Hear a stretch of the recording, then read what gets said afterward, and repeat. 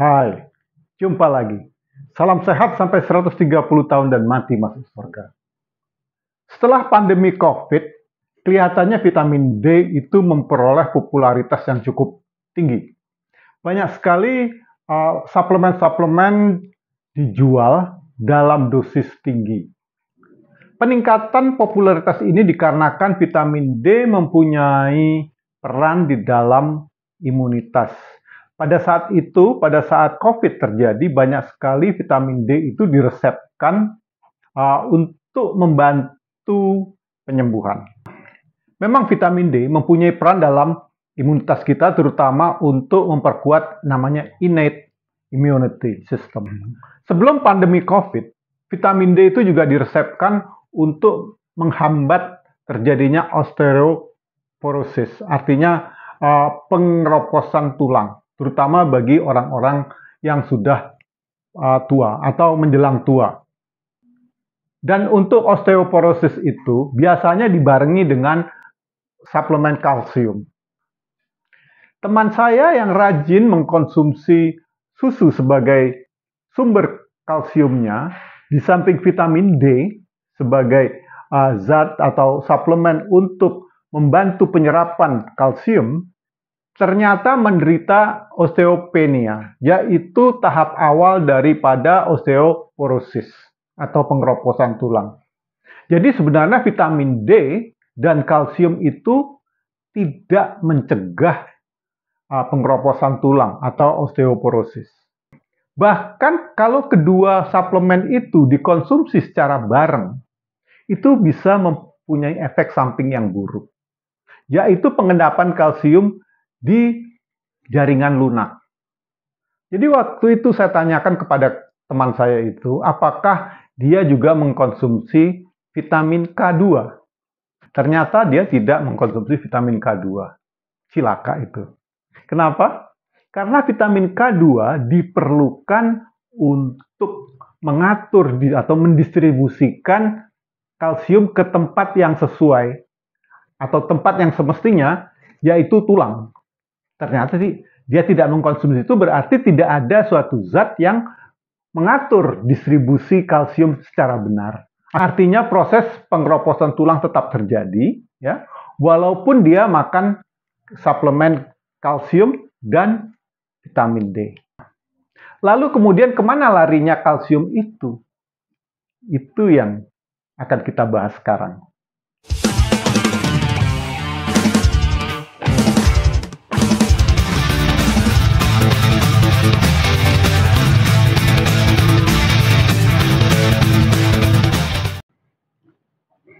Sebelum kita lanjutkan video ini, saya minta bagi mereka yang belum subscribe, tolong subscribe.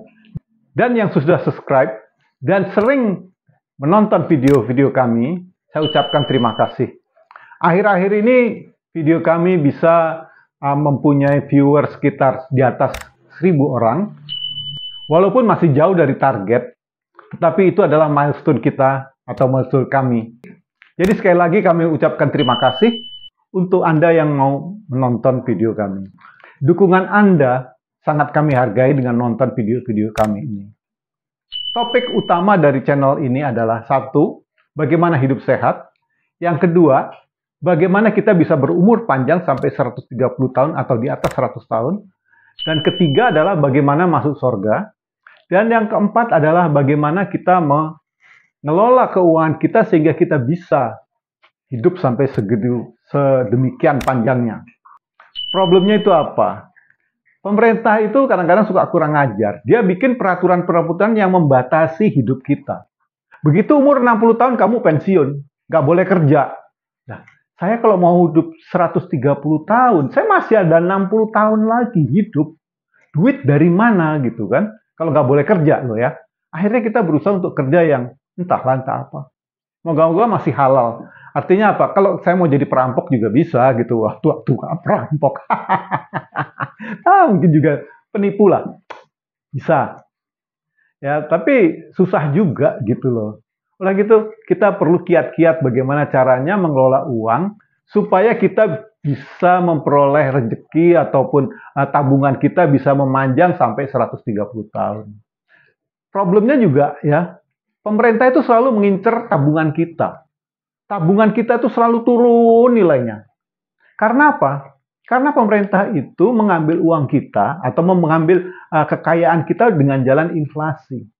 Pemerintah mencetak uang, itu problemnya. Membuat harga uang itu turun, berarti tabungan kita juga turun nilainya. Jadi makin lama makin hidup makin susah. Akibat diganggu sama pemerintah. Memang nggak enak lah hidup itu dengan pemerintah itu nggak enak. Terutama pemerintah yang mau macam-macam, mau bikin IKN yang nggak ada gunanya, dan banyak bikin proyek-proyek yang rugi, seperti lapangan terbang di entah di mana yang nggak ada orangnya, itu dibikin lapangan terbang ya edan juga gitu ya, yang nggak pernah dipakai akhirnya, atau 2-3 kali penerbangan habis itu nggak pernah dipakai lagi. Itu adalah pengeluaran mubazir yang dari duit kita, duit tabungan kita yang diambil dengan jalan salah satu jalannya loh ya, pajak juga, sampai itu juga inflasi. Inflasi itu adalah cara mengambil uang tabungan secara halus. Oke, anyway, kalau Anda tertarik dengan diskusi-diskusi semacam itu, silahkan subscribe dan klik notification supaya setiap ada video baru Anda bisa cerita. But anyway, perkara ekonomi, perkara olahraga, dan perkara umur panjang itu nanti setelah kita mencapai milestone tertentu, baru saya akan munculkan. Sekarang milestone masuk surga baru saya munculkan setelah kita mencapai milestone 500 subscriber. Mungkin setelah 1000 subscriber saya akan munculkan lagi topik yang baru. Oke, kita lanjutkan. Kembali pada cerita tentang kawan saya tadi. Dia saya tanyakan, apakah dia punya sakit-sakit di persendian? Dia jawab, ya memang akhir-akhir ini saya punya sakit di pinggang sini. Saya bilang, apa sudah dicek? Tidak ada pengapuran di situ. Entahlah, dia habis itu tidak jawab. Jadi ya udah, saya biarkan saja gitulah. Karena saya juga tidak mau ikut campur di dalam urusan orang. Saya punya pengalaman buruk dengan suplemen vitamin D. Kira-kira setahun yang lalu kurang lebih, ya mungkin setahun yang lalu lah kurang lebih ya, saya menaikkan dosis vitamin D saya dari 5.000 international unit ke 10.000. Itu dengan vitamin K dari 100 mikrogram ke 200 mikrogram. Jadi paralel gitu kenaikannya. Saya kira tidak lama, sekitar 2-3 bulan kemudian saya mulai merasakan sakit di dengkul saya ini, bukan di lutut, tetapi ada di tendon, ada tendon itu, tendon daripada di lutut sini ini sakit sekali. Lama-lama makin parah, dan saya harus menggunakan deker, penyangga lutut untuk berjalan. Sampai 4 bulan saya kalau jalan pincang. Nah, situ saya analisa sendiri. Kenapa saya kok bisa sakit ini? Saya tidak makan makanan yang ada asam uratnya tinggi, ya. Entah apa lagi, saya nggak tahu apa yang terjadi. Setelah saya pikir-pikir, ternyata kemungkinan besar karena vitamin D itu saya naikkan dosisnya. Saya stop konsumsi vitamin D saya, kemudian saya barengi dengan mengkonsumsi cuka apel, 2 sendok sehari. Dalam waktu 3 minggu sembuh. Jadi dugaan saya bahwa saya mengalami apa yang disebut dengan calcified tendonitis. Artinya pengendapan kapur atau pengapuran di tendon di lutut, otot lutut sini, otot di dekat lutut situ. Sampai sekarang oke saja. Vitamin D akhirnya saya konsumsi kembali dengan dosis 5.000 unit. Dengan vitamin K sekarang sedang saya naikkan sampai 250 mikrogram.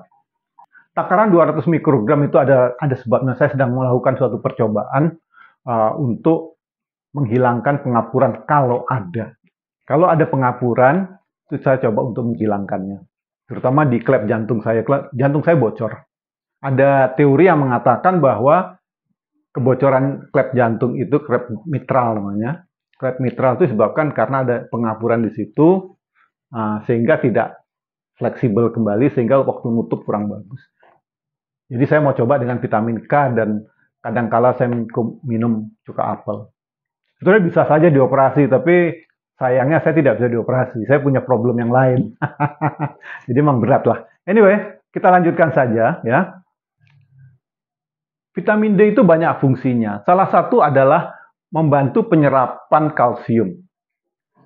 Tetapi ini ya, penyerapan ini bisa menjadi problem kalau kalsium itu tidak didistribusikan ke tempat yang sebenarnya dia harus ke situ, yaitu tulang. Dan itu diperlukan vitamin K. Jadi vitamin K itu adalah regulator kalsium. Jadi di mana kalsium itu harus ditempatkan. Jadi vitamin D itu adalah suatu vitamin yang diperlukan untuk menempatkan kalsium di tulang. Itu yang diperlukan. Tanpa vitamin D, kalsium itu bisa diendapkan di jaringan lunak, seperti tendon, ya. Kadang-kadang orang di sininya sakit atau di tangan atau hampir semua lah, ya. Jadi tanpa vitamin K, kalsium itu akan diendapkan di mana-mana gitu, di jaringan lunak, seperti di pembuluh darah, bisa di ginjal akhirnya jadi batu ginjal, bisa juga, atau di entah apa lagi lah. Kalau di pembuluh darah ya artinya terjadi penyempitan pembuluh darah, kalau di ginjal bisa jadi batu ginjal gitu.